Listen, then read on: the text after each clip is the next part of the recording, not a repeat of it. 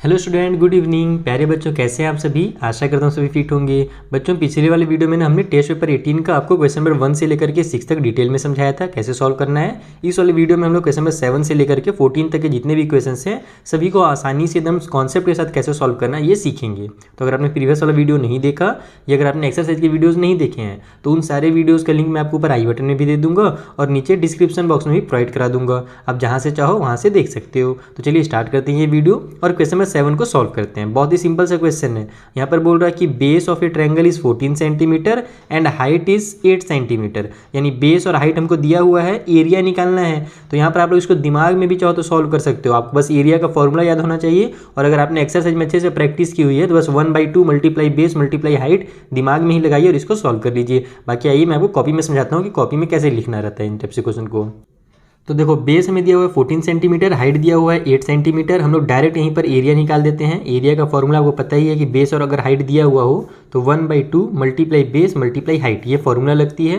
तो यहाँ पर हो जाएगा 1/2, बेस की जगह पर 14, हाइट की जगह पर 8। ठीक है, अब ये 2 से मेरा 7 ये जो कट हो जा रहा है 7 टाइम पे 2 7 जा 14 हो जाता है। उसके बाद ऊपर में हमारा 8 1 जा 8 हो जाएगा और उसमें 7 का मल्टीप्लाई करेंगे तो 8 7 जा 56 होता है। साथ ही साथ दोनों सेंटीमीटर में थे तो सेंटीमीटर का भी आपस में मल्टीप्लाई होगा तो सेंटीमीटर का स्क्वायर एरिया आ जाएगा, यानी 56 सेंटीमीटर का स्क्वायर इसका एरिया है। तो ये आप अपने माइंड में भी सॉल्व कर सकते थे, बहुत ही आसान क्वेश्चन है। चलिए अगला क्वेश्चन सॉल्व करते हैं।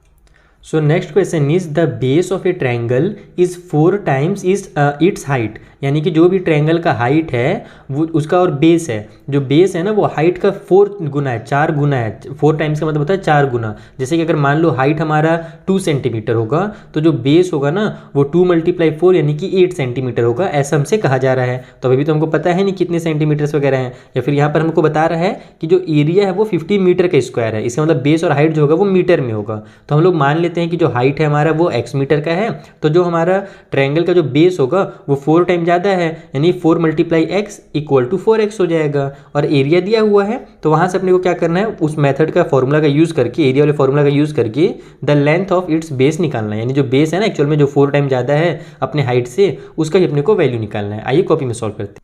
तो देखो यहाँ पर इस तरीके से लिख लिया मैंने कि हाइट जो हमारा वो x मीटर है, बेस जो होगा 4x मीटर होगा। वैसे तो ये ऑब्जेक्टिव टाइप के क्वेश्चन हैं तो आपको एग्जाम में लिखने की भी जरूरत नहीं है, बस शॉर्टकट में फटाफट सॉल्व करना। ठीक है, ये हमने मान लिया। अब हम लोग यहाँ पर एरिया का फॉर्मूला लगा देते हैं। Area = 1/2 multiply base multiply height. अब क्या करो कि एरिया की जगह पर 50 मीटर का स्क्वायर लिख दो जो अपने को दिया हुआ है, यानी कि 50 लिख लो, मीटर वगैरह लास्ट में लिखेंगे। यहाँ पर 1/2 हो जाएगा, मल्टीप्लाई बेस हमारे पास 4x है और हाइट हमारे पास x है। अब ये मैं क्या करता हूँ, 2 को मैं इधर ट्रांसफर कर देता हूँ, फिर 2 यहाँ पर मेरा कट हो रहा है तो मैं कट ही कर देता हूँ, वो ज़्यादा ईजी रहेगा। ये देखो 2 1 जा 2 हो रहा है, ऊपर में 2 2 जा 4 हो रहा है। साथ ही साथ मेरा x और x का मल्टीप्लाई होगा तो x का स्क्वायर आ जाएगा। तो यहाँ से निकल गया 50 = 2 1 जा 2 और x मिलके x का स्क्वायर। अपने को पहले 2 को ट्रांसफर करना पड़ेगा क्योंकि x की वैल्यू चाहिए। अगर x का वैल्यू निकलेगा तभी तो 4x का वैल्यू निकलेगा ना। तो हम लोग क्या करेंगे, 2 को ट्रांसफर करेंगे तो 2 इधर चिपका हुआ है यानी कि मल्टीप्लाई में है, तो इधर आकर के डिवाइड में हो जाएगा। तो 50 / 2 = x का स्क्वायर हो जाएगा। तो ये जब कट होगा तो कितना आएगा, कितने टाइम पे आता है हमारा 50 25 टाइम पे आता है। इक्वल की उस साइड में हमारा x का स्क्वायर। अब अपने को स्क्वायर का वैल्यू तो चाहिए नहीं, अपने को तो x का वैल्यू चाहिए। तो हम लोग क्या करेंगे, स्क्वायर को ट्रांसफर करेंगे तो ये 25 हमारा रूट में आ जाएगा, इक्वल की उस साइड में x बच जाएगा। तो 25 किसका स्क्वायर रूट होता है, 25 होता है 5 का स्क्वायर रूट। 5 × 5 = 25, यानी कि हमारा 5 = x निकल गया। ठीक है, x की वैल्यू कितनी निकल गई, 5 मीटर निकल गई। हमको क्या चाहिए, 4x का वैल्यू चाहिए, बेस चाहिए। तो बेस इक्वल टू हो जाएगा हमारा 4 × 5 क्योंकि वो 4x है और x का वैल्यू हमने भी कितना निकाला, 5 निकाल लिया। तो ये हो जाएगा हमारा 20 मीटर। तो इस तरीके से आपको इस क्वेश्चन को सॉल्व करना है। डिटेल में आप लोग बहुत अच्छे से सॉल्व करना। ये चूंकि ऑब्जेक्टिव है इसीलिए मैं एकदम खिचड़ी बना करके छोटा छोटा जल्दी जल्दी सॉल्व कर रहा हूँ ताकि आपको समझ में भी आ जाए और मेरा पेज भी ज़्यादा व्यूज़ ना हो, क्योंकि हम लोग जानते हैं ज़्यादा से ज़्यादा अगर आप पेज बचाओगे तो ज़्यादा से ज़्यादा पेड़ बचेंगे। ये चीज़ ध्यान रखना। जब मैं क्लास 6 में आपको पढ़ा रहा था ना 2019-18 में, तब से ये चीज़ मैं बोलते आ रहा हूँ कि पेज यूज मतलब इतना ही करना है जितना का आपको यूज़ हो, वेस्ट बिल्कुल भी नहीं करना है। चलिए अगला क्वेश्चन सॉल्व करते हैं। सो जो हमारा 9th क्वेश्चन है ना एकदम सिमिलर है 5 की तरह ही, बस यहाँ पर जो नंबर्स है उनको चेंज कर दिया गया है। तो अगर आपने ये वीडियो नहीं देखा तो जरूर देख लेना, आपको बहुत हेल्प मिलेगा। यहाँ पर बोल रहा है कि the diagonal of a quadrilateral is 20 centimetre in length, यानी कि क्वाड्रिलेटरल है जिसके डायगोनल का लेंथ दिया हुआ है हमें 20 centimetre. And the length of perpendiculars, यानी कि उस जो डायगोनल में से परपेंडिकुलर लाइन हमारी बनती है जिसको हम लोग 90 डिग्री का लाइन बोलते हैं, वो जो है ना अपोजिट वर्टिसीज में वो 8.5 सेंटीमीटर और 11.5 सेंटीमीटर की हैं। तो एरिया कितना होगा क्वाड्रिलेटरल का ये बोल रहा है हमसे। तो हम लोग क्या करते हैं, पहले डायग्राम के थ्रू मैं आपको समझा देता हूँ कि एक्चुअल में यहाँ पर दिया क्या गया है और एरिया को हमें कैसे निकालना है। तो देखो यहाँ पर हमने क्वाड्रिलेटरल बना लिया है, इसका मैंने एक डायगनल बनाया है इस तरीके से। डायगनल का हमें लेंथ बताया गया है 20 सेंटीमीटर, ठीक है। उसके अलावा हमसे बोल रहा है कि जो हमारा परपेंडिकुलर लाइन है अपोजिट वर्टिसेस में, यानी कि यहाँ पर ये वाला वर्टेक्स में और ये वाले वर्टेक्स में जो हमारा परपेंडिकुलर लाइन गया हुआ है इस डायगनल से, यानी कि 90 डिग्री एंगल बनाते हुए जो लाइन ऊपर में गया है, इसका अपने को लेंथ एक का बताया था 8.5 बोला था और दूसरे का बताया था 11.5, ठीक है। तो किसी को भी आप 8 और 11 मान सकते हो, ओके। तो अब हमसे बोल रहा है पूरे क्वाड्रिलेटरल का एरिया निकालिए। तो अब कुछ मत करो, यहाँ से जो हमारा ये ट्रायंगल बन रहा है ना, इसका एरिया निकाल लो, और इधर जो ऊपर में ट्रायंगल बन रहा है इसका एरिया निकाल लो, दोनों एरियाज को आपस में ऐड कर दो। तो कैसे लिखेंगे, पहले तो इसका नाम दे देंगे ABCD, ठीक है। अब यहाँ पर हम लिखेंगे कि अगर अपने को पूरे क्वाड्रिलेटरल ABCD का एरिया निकालना है, एरिया ऑफ क्वाड्रिलेटरल ABCD। अरे यार मैं फालतू में लिख रहा हूँ, स्टेटमेंट वगैरह तो लिखने की जरूरत है ही नहीं। वैसे मैंने आपको क्वेश्चन नंबर 5 में इसका स्टेटमेंट बता ही दिया कैसे लिखा जाता है। अच्छा, ये हमारा इंसेक्ट भी पढ़ना चाह रहा है, अच्छा पढ़ ले भाई, तू ही पढ़ ले। तो हम लोग क्या करते हैं, मैं डायरेक्ट यहाँ पर एरिया निकालता हूँ। देखो यहाँ जो मेरा ACB है, इसका अगर मैं एरिया निकालूँ, है ना, और एरिया ऑफ, मैं फिर लिख रहा हूँ, आदत हो गई लगता है मेरे स्टेटमेंट लिखने की, चलिए कोई बात नहीं, होता है।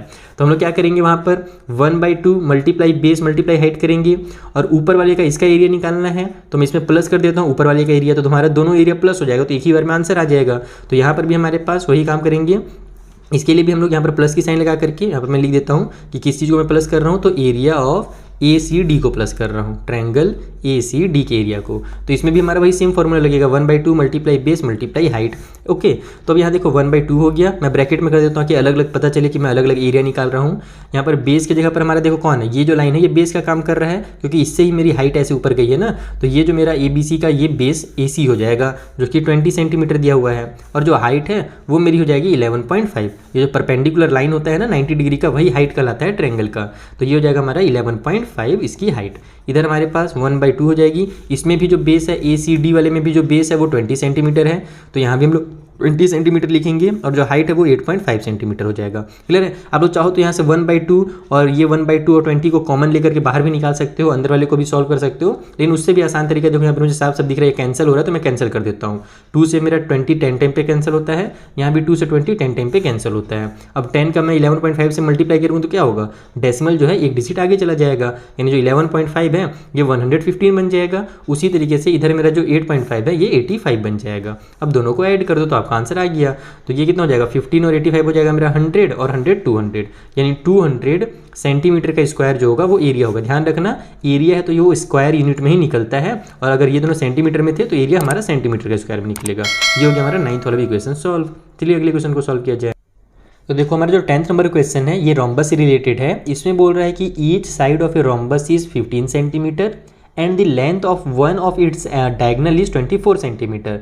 यानी रोम्बस है जिसके चारों के चारों साइड 15 सेंटीमीटर के हैं। एक्चुअल में रोम्बस है तो उसके चारों साइड इक्वल होंगे ही, और उसका एक डायगनल का लेंथ हमें दिया हुआ है 24 सेंटीमीटर। तो बताइए कि जो एरिया होगा रोम्बस का वो क्या होगा। तो देखो अगर साइड और हमें एक डायगनल दिया हुआ है तो उससे तो हम लोग एरिया मुश्किल है निकालना। हम लोग क्या करेंगे, जो दूसरा वाला डायगनल है ना उसको पहले फाइंड करेंगे, फिर हमारा जो एरिया का फॉर्मूला है 1/2 मल्टीप्लाई D1 और मल्टीप्लाई D2, यानी डायगनल वाला और डायगनल 2, वो वाला फॉर्मूला लगा करके हम लोग आसानी से एरिया निकाल सकते हैं। मेन काम है यहाँ पर दूसरा वाला डायगनल का पता करना। ये कैसे पता करना है मैं आपको कॉपी में समझाता हूँ। तो देखो यहाँ पर हमने एक रोम्बस बना लिया है। सबसे पहले तो हम इसका नाम दे देते हैं ABCD, ओके। अब अपने को बताया गया था इसके जो साइड्स हैं वो 15 सेंटीमीटर के हैं, इधर इधर सभी 15 सेंटीमीटर के होंगे, और एक जो डायगनल है मेरा ये बताया था 24 सेंटीमीटर, इतनी ही बताया था ना, कहाँ गया question number 24 centimetre one of the diagonal. इसका मतलब मान लेते हैं ये वाला जो हमारा डायगनल है ये कंप्लीट 24 सेंटीमीटर का है।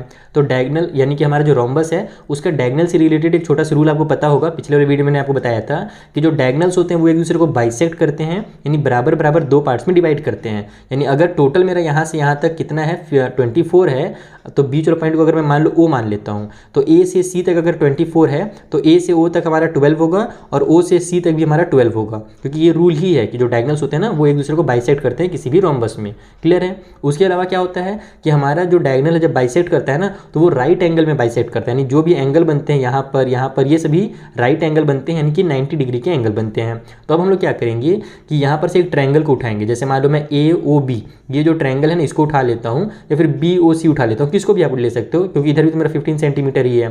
तो मान लो मैं बी ओ सी को उठाता हूँ, ठीक है। तो यहाँ पर हमारे पास हम लोग क्या करेंगे कि ये जो हमारा है ट्रायंगल, ये तो राइट एंगल का ट्रायंगल है, तो हम लोग इसमें पाइथागोरस का थ्योरम लगाएंगे। हमारे पास हाइपोटेन्यूज और हाइट दिया हुआ है, हम लोग ये जो बेस है ओ से लेकर बी तक ये निकाल लेंगे, और जब ओ बी निकल जाएगा तो ओ डी भी निकल जाएगा, क्योंकि दोनों तो इक्वल होते हैं। फिर हम लोग जो कंप्लीट डायगोनल है वो पता चल जाएगा हमको। तो यहाँ पर आप लिखो इन ट्रायंगल बी ओ सी, ठीक है। ट्रायंगल जो हमारा बी ओ सी है उसमें क्या क्या चीज़ें हैं, तो हाइपोटेन्यूज का स्क्वायर यानी कि ये जो सी बी है इसका स्क्वायर जो होगा वो इक्वल हो जाएगा ओ बी के स्क्वायर यानी कि बेस का स्क्वायर, और प्लस में ओ सी का स्क्वायर यानी कि हाइट के स्क्वायर के। और अपने को तो सी बी हमारे पास पहले से, अपने को तो ओ बी से मतलब है, तो हम क्या करेंगे इस ओ सी को इधर ट्रांसफर कर देंगे सी बी के पास। तो ये हो जाएगा सी बी का स्क्वायर माइनस ओ सी का square equal to O B का स्क्वायर। तो सी बी हमारे पास कितना है 15 है, तो 15 का स्क्वायर लिख लो। ओ सी कितना है 12 है, तो 12 का स्क्वायर लिख लो। इक्वल की साइड में ओ बी का स्क्वायर हो जाएगा। यहाँ से 15 का स्क्वायर 225 होता है, ओ बी का स्क्वायर यानी कि 12 का स्क्वायर हमारा 144 होता है, इक्वल टू ओ बी का स्क्वायर, ठीक है। तो यहाँ से जब आप में माइनस करोगे तो 5 में से 4 माइनस हो तो 1 आ गया। फिर यहाँ पर 2 में से माइनस होगा, 12 में से 4 माइनस हुआ तो 8 आ जाएगा, और 1 से 1 माइनस हो तो 0, यानी 81 इक्वल टू मेरा ओ बी का स्क्वायर आ गया। तो ओ बी कितना निकल जाएगा, हम लोग जानते हैं 81 जो है वो 9 का स्क्वायर है। तो यहाँ से हम लोग स्क्वायर से स्क्वायर को कैंसिल करेंगे और लिख देंगे ओ बी इक्वल टू 9, ठीक है। तो अगर ओ बी मेरा 9 है तो हम क्या जानते हैं, अगर यहाँ से यहाँ तक 9 है तो यहाँ से यहाँ भी ओ डी भी हमारा 9 होगा। यानी कि अगर हम लोग कंप्लीट हम लोग अगर डायगोनल दे दें तो ये जो कंप्लीट हमारा डायगोनल है वो क्या है बी डी है। तो अगर अपन बी डी निकालना चाहें तो उसके लिए कुछ नहीं करना है, सॉरी बी और डी, ठीक है। उसके लिए हम लोग क्या करेंगे 9 + 9 करेंगे, या 9 × 2 करके लिख देंगे इक्वल टू 18 सेंटीमीटर। तो हमारा जो दूसरा वाला डायगोनल है वो 18 सेंटीमीटर का निकल गया। अब हम लोग एरिया निकाल लेते हैं फटाक से। तो एरिया इक्वल टू क्या होता है हमारा किसी भी रोम्बस में, वो होता है 1/2 × D1 × D2, यानी डायगोनल 1 × डायगोनल 2। तो ये हो जाएगा 1/2, डायगोनल 1 हमको दिया हुआ था कितना, एक डायगोनल 24 दिया हुआ था, तो 24, और दूसरा डायगोनल हमने 18 निकाला तो 18। और ध्यान रखना कि जैसे ये नंबर से मल्टीप्लाई होता है वैसे यूनिट का भी मल्टीप्लाई होता है, तो सेंटीमीटर के स्क्वायर में एरिया आएगा। तो ये हो जाएगा 2 × 1 = 2, 2 × 9 = 18। अब हम लोग मल्टीप्लाई करते हैं, 9 × 4 हो जाएगा 36 का 6, कैरी हो गया हमारे पास यहाँ पर 3, 9 × 2 = 18 और 3 हो जाएगा 21, यानी 216 सेंटीमीटर का स्क्वायर जो होगा हमारा एरिया हो जाएगा इस रोम्बस का। इस तरीके से आपको इसको सॉल्व करना है। चलिए अगला क्वेश्चन सॉल्व करते हैं। और अगर कुछ डाउट हो तो इंस्टाग्राम और टेलीग्राम का लिंक मैंने दे दिया नीचे डिस्क्रिप्शन बॉक्स में, वहाँ से आप हमें फॉलो कर लीजिए और अपने डाउट्स हमसे पूछ सकते हैं इंस्टाग्राम टेलीग्राम पे। चलिए अगले क्वेश्चन के पास। सो नेक्स्ट 11th नंबर का क्वेश्चन में हमसे बोल रहा कि the area of a rhombus is 120 centimetre का square and one of its diagonal is 24 centimetre. यानी एरिया दे दिया है और उसका एक डायगोनल दे दिया गया है। ईच साइड अपने को क्या पता करना है, रोम्बस के जो साइड है उनको पता करना है। Each side of the rhombus is 10 centimetre, 13, 12 या फिर 15। तो हम लोग क्या करेंगे, फिर से वही काम करेंगे। इधर हमको कान घुमा, मान लो इधर से कान घुमा कर पकड़ना पड़ा था, अब हम लोग कान इधर से पकड़ेंगे। दोनों एकदम सेम टू सेम क्वेश्चन है, बस इस बार एरिया दिया हुआ है ना। तो पहले हम लोग क्या करेंगे, एरिया और ये वाला डायगोनल का यूज़ करके दूसरा डायगोनल निकालेंगे। ये कैसे निकालना है मैं आपको जल्दी से कॉपी में समझाता हूँ।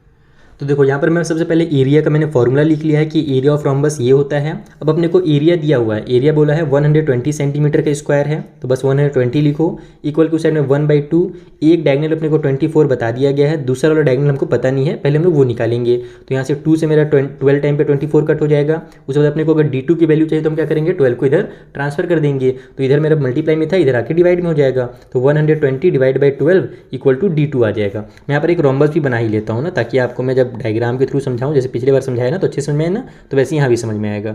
ये मेरा एक डायगोनल जा रहा है, ये मेरा दूसरा वाला डायगोनल आ रहा है, ठीक है। ये वाला जो डायगोनल है ये अपने को 24 दिया हुआ था, दूसरा वाला देखो 12 × 1 = 12, 12 × 10 हमारा हो जाएगा कितना 120। यानी जो डायगोनल 2 है मेरा D2 जो है वो यहाँ से 10 सेंटीमीटर का निकल गया। इसको मैं ऐसे बॉक्स में क्लोज कर देता हूँ ताकि आपको अच्छे से समझ में आए। ओके, तो अब यहाँ से मेरा ये जो कंप्लीट डायगोनल था ये था 24, तो इसका मतलब कि यहाँ भी 12 होगा और यहाँ भी 12 होगा।